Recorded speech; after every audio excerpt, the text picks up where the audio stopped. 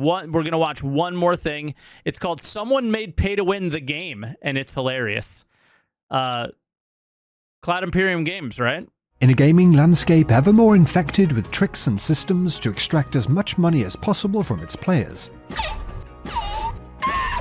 the term pay to win has surfaced to describe games that grant the ability to gain an advantage or even power over fellow players by wielding the ultimate legendary item, the player's wallet, with the discussion/slap fight ever flowing around which systems and specific games fall under the pay-to-win umbrella. One game set out to expose the entire practice by being the most egregious of them all, built from the ground up to showcase not only pay-to-win in its purest form, but also interestingly some of the psychological trickery and ball-baggery behind it all, making for an eye-opening and frankly hilarious experience. This is Pay-to-Win, the tricks exposed. The game opens with a text scroll written by a developer of free-to-play games, explaining that the game we're about to play has been created with the express intent to highlight and expose what goes on behind the scenes. Hold on, I am a game developer. Actually, I'm more of a businessman. My job is to use any tricks necessary to maximize the monetization of free-to-play games. I am not saying free-to-play games are always wrong. Neither am I saying that pay-to-win games are always wrong. However, I believe you, the player, should know on what you're spending your money. You are an educated, very smart person. You always seek the truth, even if it saddens you. This game was created for people like you. This game will not give you more joy than other games because it was not designed to do so. I just wanted to give you a chance to think. Here is your money. Here is a secret of the business. Here is a secret of the biz model. The secret will be revealed at the end of this game. When exploitative and predatory titles are crafted, Let's begin. and even explaining that there's a juicy secret behind it all that is promised to be revealed upon the game's completion. To begin, we are thrown into the world, and what is apparent from the start is just how swift our new hero here is. A nice touch to see in a game essentially centered around tedium. Stepping forward, we are greeted by a child of Narnia by way of Arabia, who opens with the epic statement, "MMOs are dead," before qualifying that with claims that contemporary monetization models have killed off MMOs. Because they only copied each other, they only cared about monetization. Mobile did not kill them. This was a suicide. And now mobile games are tying a noose around their own necks. Even if they both die, their business models will linger on. Apparently, with mobile games being next on the chopping block. But fear not, our exotic pet enthusiast child goes on to reiterate that this game will look to expose it all. I'm not trying to criticize the commercial viability of pay to win, but to criticize the game mills that blatantly copy others without sincerity. Criminals who copy the so-called proven business models. Hyenas who only care for government fundings. I'm furious of their indecent methods of competition, develop a real game, and compete accordingly. What? So he doesn't care if they do pay to win as long as they do different pay to win than someone else? Before drifting into a rant about welfare and religion, which becomes a little too... Hey, Star Citizen, everybody. It's pay to imagine. They're doing it different than everybody. Rich for me, as coming from this NPC feels more like watching The Lion, the Witch and the Wardrobe if it had been scripted using only AI-generated Twitter feeds. Working our way to the game's first settlement, and flailing wildly at some of the locals, we come across our first quest giver NPC, a tutor wizard, who ironically has the look of a man who legally is not permitted within throwing distance of schools at all. With our first quest hilariously reading, blah blah blah, who reads the dialogues anyway? Just shut up and go to the quest area on the map and kill 8 zombies. After reeling from the outrage of being shouted at by a man wearing such a silly outfit, it did make me wonder. I have quite frequently just skipped through quest text, especially for non-voiced games, but now and again do read through it if the setting of the game feels worthwhile. But I would be interested how many others do though. One for the comments. Arriving outside... I do if I'm not streaming. If I'm, like, I will sit there and read everything in Stellaris, for example. No matter, I will pause Stellaris games endlessly. The town at our destination, we quickly dispatch the zombie threat and are rewarded by way of loot with literal crap and a handful of gold coins for our efforts. So far so good, I thought. As peering up at the stats at the top of the screen, we had yet to spend a single dime of luckily not actually real cash. But upon passing NPC 4, I did shudder slightly, seeing a blacksmith in a pay-to-win game giving me an eerie feeling of what may lie ahead of us. Returning to the marriage-ending birthday party booking that is the town's wizard, we hand in our quest and are given a couple of skills and some new gear. But upon trying to equip them, we're told we're currently too low a level to do so. Seeking out the next available quest on the map, we end up at NPC 2, a town guard guard who advises we raise our level higher to level 4 by once again taking out some of the land's zombies outside the town, who upon returning seem to have adopted some advanced defense tactics, standing on top of each other like an undead gymnast act, as our hero wastes no time cutting them down to gain much needed experience points, as well as it seems a smattering of additional gear that in its tooltip reveals that it is equipable by all except knights, with knight being our class, this being of course a highly relatable jab at MMO Of course that would drop. looting systems, with more than a few relatable occasions coming to mind. Undead hordes defeated, level 4 achieved, and new gear equipped. That's not just D4, that's literally every game, dude. You're playing a game, you fight the monster, the good thing drops, and it's a good thing for a different character.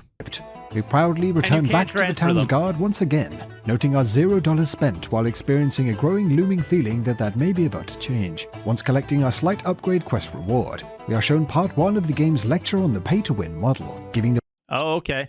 Give the user an item that's quite useful, but cannot be used right away. Force the user to work for the item. Then the user will find the motivation to keep playing the game. This increases the time spent on the game, which in turn increases the CCU. The CCU is one of the statistics frequently referred to when evaluating the success of an online game. Concurrent users, I think, right?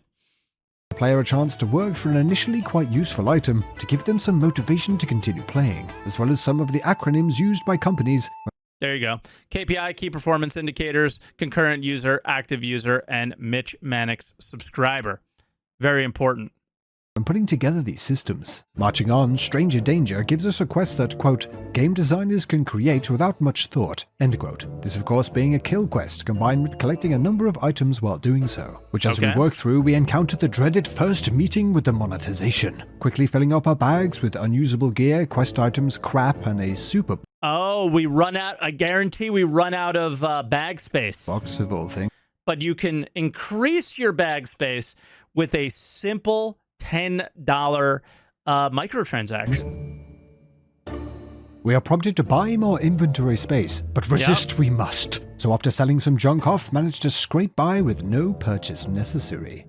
The only bag here is the one with 1 point to me in it, I thought, before realizing just how stupid that sounded and vowing to make sure that I kept it out of the video. Oh shit. Upon returning, we are asked if any money was spent and walked through some of the mechanics around enticing customers towards their very first. Give out generously, but always ensure there's some sort of deficiency. Persuade the users that such a deficiency can be compensated without cash as long as they play diligently. That is how you avoid getting flamed. CIG. Well, you can purchase the ships in game. Purchase, but not this customer. You can't do mining if you don't own the ship, but you can buy it in the game. You can't do salvage, but you can buy it in the game. The Reclaimer's only what, like 25 million or whatever ridiculous number it is? So far, we have not spent a dime, and I'm sure that we will end up. What's that? I need a key to open the super box. Oh, for f***'s sake. So yes, to progress, the first bit of money is spent, but making sure to go for the 90% off deal to give us the most bang for the buck, which on first glance looks like a steal, but it's just yet another cog in the machine for the company to do the. Entice them towards their first purchase. Entice the users towards their first cash transaction no matter what. Hosting a first purchase sales event is commendable. Giving out sales coupons. Dull their senses regarding the purchase by handing out bonus cash. As a drastic method, you can also sell everything for 99 cents during a limited period. Free flies. Ship discounts. Very same. On starter Diamonds ships. In this pay-to-win game are added 10 cents at a time by clicking like a madman on the balance button. But being only 99 cents, we quickly get our gems needed for the key to our super box, that upon opening, to no one's surprise, simply contains another item that we are the wrong class to use. Next, we are tasked with crafting some potions, needing 3 ingredients to whip up each. 3 bully berries, 3 and... Ah, yeah, don't forget your extra special skin for your Warbond ship, but not when you purchase it in-game. No, no, no, no, no. Important ingredients, literally called that, and 3 sheet herbs. Swiftly snatching up the bullberries gathered from out in the plains, we turn to carving down some goblin_01 mobs to collect our important ingredients when this happens.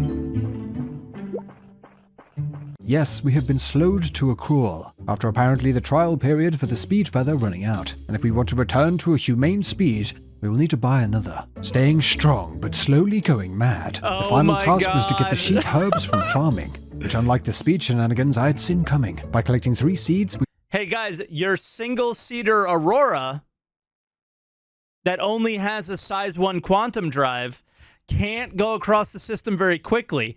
But if you do move to a size 2 ship, wow, you'll be able to fly around the system in no time. we will inevitably need to farm beforehand, and avoiding the most likely the pay-to-win... Touché, silly pay-to-win game. Touché. After the game revealed the inner workings of... Why? Once a free user becomes a paying user, they tend to spend money more readily. The initial purchase becomes a sunken cost that forces the user to become more attached to the game. The higher the sunken cost, the harder it is for the user to leave the game. We know all about this. Selling time to the player via these forms of purchase. And then they get so sick in the head, they go down into your YouTube comments and they start telling you how you can't be critical about the game because then the game might not get developed if they don't make enough money. Oh my God. And buckling under facing a 6-hour wait for all potions to finish and having a movement speed slower than a bro on 420, spent $60 to get us through with a few gems to spare. It was all coming apart, I He thought. spent But in hindsight, $60? I had seen nothing yet. 2 more kill quests later, with the second querying whether story is even important at all in MMO. Bro's been playing for 10 minutes. He spent $60 already. And featuring a very kind halving of XP gained after completing our objective, as our 3 hours of full XP were up. With this Oh my God, they just halved his XP. The daily content consumption. There is nothing new.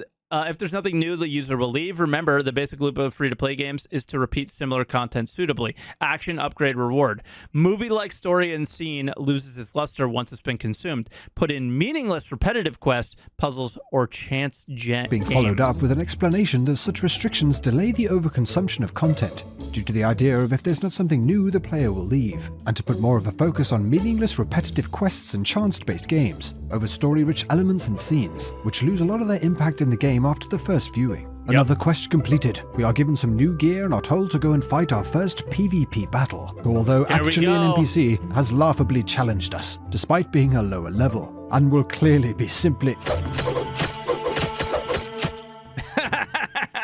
Okay, I see where this is going. This PvP challenger has of course upgraded their gear, giving them a far superior advantage, so we must now go do the same with our weapon to stand a chance against them, in a painful upgrade system that actually does a great job of emulating actual chance-based systems in MMOs, with chance boosters, items to keep the base item if you fail, and upgrade stones, of course, all costing a premium. This, I had to admit, is where my mission to spend as little as possible in the game started to go completely out of the window, reaching over $170, slamming my head against the chance-based system, with endless amounts of purchases made to ensure that I didn't have to start all over again.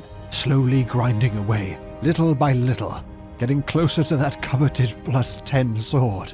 Failure after failure, until finally, it was complete. The secret that this... So this is like when I was watching the Lost Ark meta for like, well, I guess it was just Asmongold that had a lot of viewers. They were like rolling things like this, right? Like I remember they were rolling like some crafting thing and spending tons of money on it.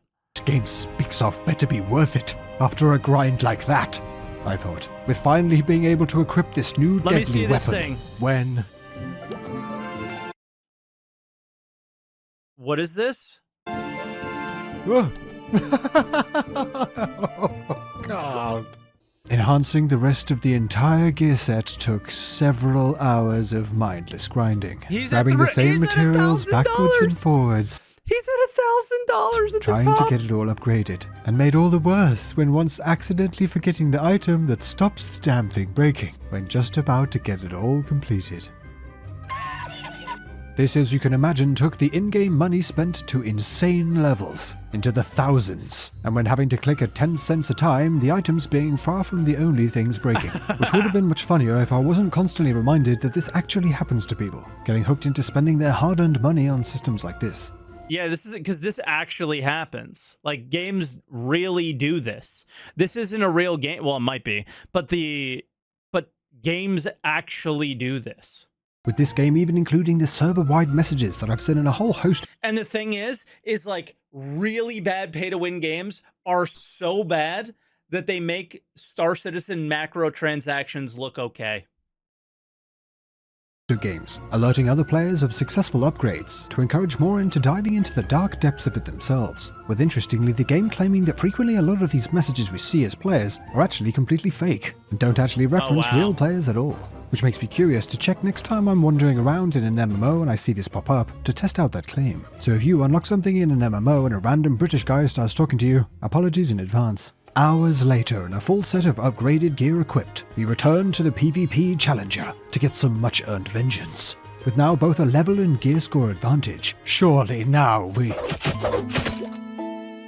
Oh my god. Yes, of course. When you think it's all My dude spent $2,500 and he still died. over, there's yet another hurdle to tackle. This time being elemental resistances, with yet another chance-based system to grind through, to roll the correct stats to imbue our gear.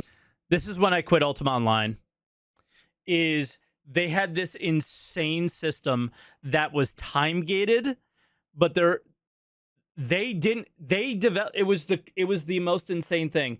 Every day you had a certain your blacksmith can get bulk order deeds to fill out, and you had to every day on server up you would go to the blacksmith or something and get these bulk order deeds, and then it was random which one you would get. So you would need like 5 bulk order deeds to fill a larger bulk order deed, and then there was the reward at the end of the highest level. But when I'm telling you, it was like months and months and months, and it was tons of different characters that would need to get these bulk order deeds just to get the 5 or 20 use crafting sewing kit or something to make the highest level armor with the best like elemental resistances and stuff, as well as other aspects of it, to the point where that was the first game I ever real money transactioned in. Like towards the end is I found myself, if I was going to make the character I wanted to make, I had to purchase real money transactions because the bulk order deeds weren't available on my server. Like I could not get what I needed to make it happen. I had to pay for it, and I paid for it on some website. I didn't even pay for it to the game company. The game was designed so badly that they forced you outside of their ecosystem to spend money because I couldn't get the armor I needed. To grant us enough resistances to hold our own. With yet another hole scorched in our virtual pockets, we are told that we now need to retrieve a legendary sword from a premium dungeon, which by its name alone I'm sure will only be adding to the aforementioned hole, Who's running we, across Gillian? the land and paying another dodgy as hell looking NPC for entry. And once getting stuck in and challenging the same no boss chance. over and over, One the shot. old trick of dropping unusable items comes back into play, leading me to have to take so many attempts at this that I'm getting dread-filled flashbacks of how long it took me to get a certain horse out of the chilling grasp of a certain Lich King. Fuck you to the moon, Arthas. Fuck you to the moon. No matter how many times we went in, it was no dice. But after a final attempt, a bunch of advertisements were flashed up, and our mission shifted to resorting to getting the sword from a hyper-random box, which I'm sure you can all see the implication there. Enough was enough, so powered through the utterly I have not added new money to this game in 5 years. ridiculous amount of boxes it took to complete the objective. I'm serious. This is not sped up and was actually the amount of times it took me to get this damn thing.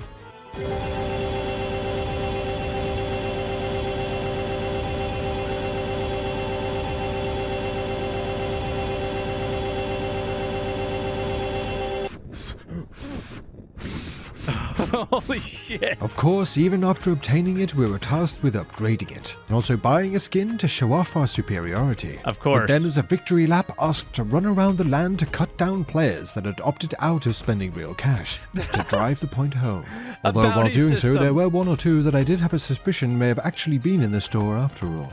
With only one more task remaining, to clear up the unfinished business with the PvP Challenger. With Yes. after hours of mindless upgrades and bullshit, thousands of dollars spent, and an index finger that would make even Quasimodo dry retch, finally defeating the horned bastard. Let's and with that go! completing the game, to have the secret, mentioned at the beginning, finally revealed.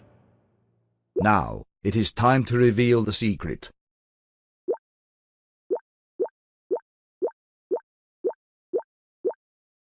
Are you disappointed that the secret was so simple? Yes. Yes, I am. Value can be subjective, emotional, or intrinsic? Yes. Like, what I value in a game is entirely different than what other people do. You decide if a game is worth your money. If it has value for you, then spend your money. The end. Yep. I don't know about you, but the secret being a fairly obvious statement is a bit of a cop-out. So here's a picture of Maria Brink to make up for it. And the ladies, what do the ladies like? Oh, there we go. Joking aside, this pay-to-win exposed game does actually point out some quite interesting details around contemporary gaming practices, such as games intentionally creating Sales are created by periodically updating new characters or classes, the method mentioned above. New characters or classes are usually more powerful than the previous ones. Ah, interesting. We've seen this. At this time, the previous characters and classes may become nerfed. We've seen that. After the new balancing, users will purchase cash to raise new characters, purchase stat, skill, reset items, or acquire new gears in order to remain powerful. Premium sales of character name changes and or server migration is comparatively cute. overpowered classes, then nerfing them down the line, to lead to players moving from one to the other, and with it getting more options to spend money on boosts and cosmetics. And the developers can actually become incredibly apprehensive.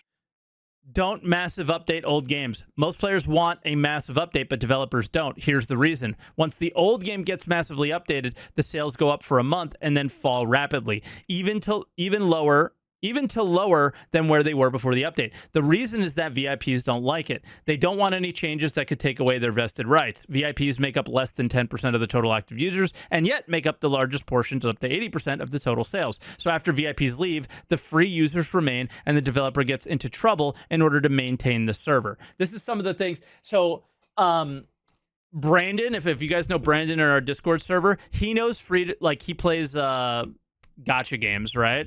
But I don't think he whales. He just free to plays them. So he knows this stuff inside out. So he doesn't want anybody to upset the whales of Star Citizen because he's worried that if the whales leave, the whole game will fall apart. And that's his whole mentality about everything he discusses in our Discord. And I think that is the absolute worst way of looking at things, because if we push CIG to just make a decent game, yeah, sure, the whales will leave, but many more players will join the game and purchase some things, and I think we'll be okay.